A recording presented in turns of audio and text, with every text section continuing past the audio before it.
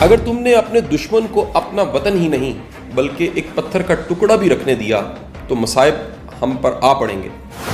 جس کا کوئی خواب نہیں اس کا کوئی مستقبل نہیں۔ ہمارے دشمن کی طاقت ہماری بہادری کی علامت ہے۔ اگر ہم گر جاتے ہیں تو پوری اسلامی دنیا گر جاتی ہے۔ جب تک ہم اپنے عقیدے روایات سے مضبوطی سے وابستہ ہوں گے ہمارے سر نہیں جھکیں گے اور اسلامی پرچم نہیں گرے گا۔ جب تک ہم اللہ کے رستے پہ چلیں گے کوئی بھی ہمیں گھٹنوں کے بل نہیں گرا سکتا۔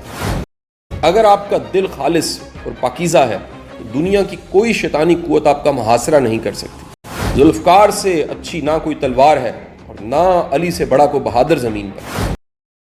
اصل ہیرو وہ ہوتا ہے جو نیچے گرتے ہی اٹھتا ہے۔ دو طاقتیں ہیں، ایک تلوار دوسری عقل۔ ابھی تک کوئی ایسی تلوار ایجاد نہیں ہوئی جو عقل کو ہرا سکے۔ مجھے موت کا ڈر نہیں، لیکن وہ آخری سانس میرے لیے حرام ہوگی جس سے پہلے میں ہتھیار ڈال دوں۔ ہمارے اسلاف کی داستانیں بچوں کو سنانے کے لیے نہیں بلکہ مردوں کو جگانے کے لیے سنائی جاتی ہیں۔